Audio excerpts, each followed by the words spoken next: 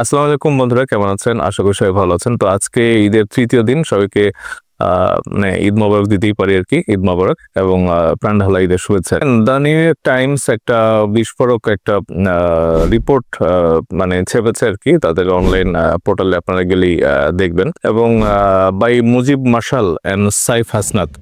তো মুজিব মার্শাল যিনি, উনি মানে তাদের ব্যুরো চিফ বাংলাদেশে। তো তারা খুব সুন্দর করে মানে হেডলাইনটা এভাবে দিয়েছে যে, আমি যদি একটু পড়ি: as Bangladesh reinvents itself, Islamist hardliners see an opening a brewing ship toward religious conservatism has emerged from the political vacuum in this country of 175 million people. তো এটা বাংলা তর্জমা যদি আমি করি, তাহলে দেখতে পাই যে বাংলাদেশ যখন নিজেকে পুনর্জীবিত করছে, তখন ইসলামপন্থী কট্টরপন্থীরা একটি সূচনা দেখতে পাচ্ছে 175 মিলিয়ন জনসংখ্যার এই দেশে রাজনৈতিক শূন্যতা থেকে ধর্মীয় রক্ষণশীলতার দিকে এক তীব্র পরিবর্তন দেখা দিয়েছে। এইটা আমি মানে অ্যাজ এ পার্সন আমি মানে খুব লেম্যান, আমার মানে খুব কম বুঝি আর কি।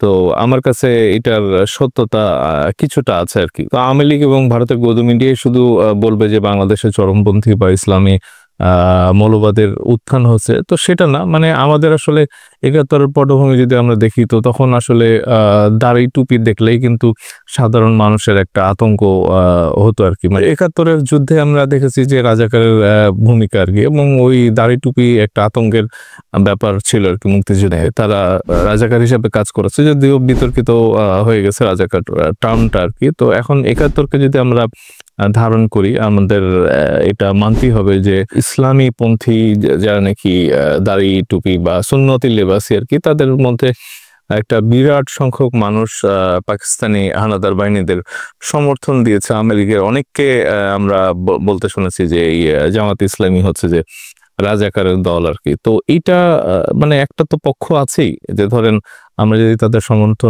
সমর্থক গোষ্ঠী আমরা দেখি যে 10%, 20%, তো তারা তো এখনো মনে প্রাণে বিশ্বাস করে যে জামাত ইসলামী হচ্ছে যে কট্টর একটা মানে মৌলবাদী একটা দল আর মানে আমরা জানি যে তারা কতটা নিরীহ এবং কতটা বাংলাদেশে মার খাওয়া পোর খাওয়া একটা দল। আপনি রাস্তাতে মিছিল দেখবেন, দাড়ি টুপির আধিক্য দেখবেন। তো যারা বিখ্যাত ইউটিউবার আছেন, ইনফ্লুয়েন্সার আছেন, তারাও মানে তাদের সাথে একটা কানেকশন আমরা দেখি। এবং সেই নানা মঞ্চের নামে তারা যখন মিছিল করেন বা আনন্দ মিছিল করেন, তো এইগুলি আমরা যতটা সাধারণভাবে দেখি, বিদেশিরা কিন্তু, বিশেষ করে পশ্চিমা রাষ্ট্ররা কিন্তু একটু ভয় পায়। তো তাদের একটা মানে আতঙ্কের কিন্তু একটা জায়গা আছে আর কি। তো আমরা তাদেরকে কেন গুরুত্ব দেবো? কারণ এখনো কিন্তু আমেরিকা বাংলাদেশের জন্য একটা বড় ক্রেতা, গার্মেন্টস ক্রেতা। তো এই নিউ ইয়র্ক টাইমস এর যে প্রথমে তারা কিছু অংশ লিখেছে আর কি, আমি একটু পড়তে চাইলাম। তো সেখানে ওই নারী ফুটবল দলের মানে বাংলাদেশের বিভিন্ন আনাচে কানাচে যেই খেলতে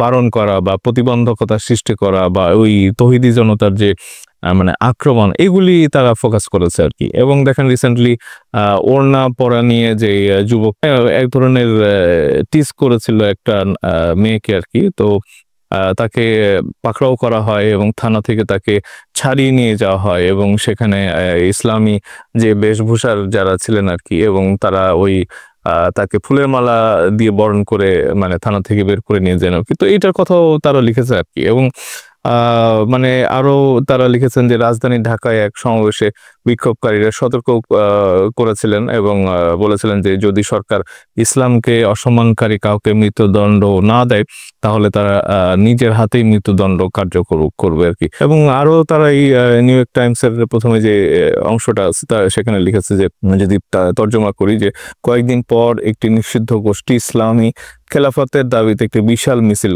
বের করে।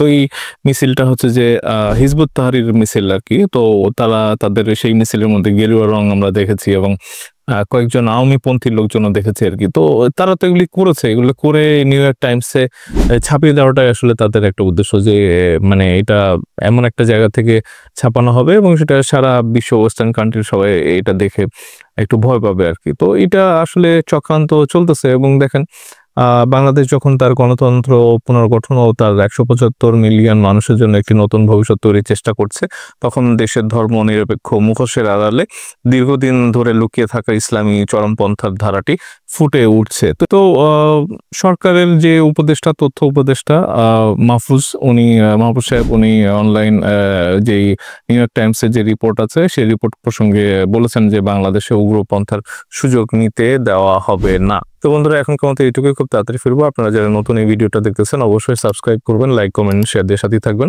এবং আমার ফেসবুক পেজে যারা ভিডিওটা দেখতেছেন অবশ্যই ফলো দিতে ভুলবেন না। তো খুব তাড়াতাড়ি দেখা হচ্ছে। ধন্যবাদ সবাইকে। আসসালামু আলাইকুম।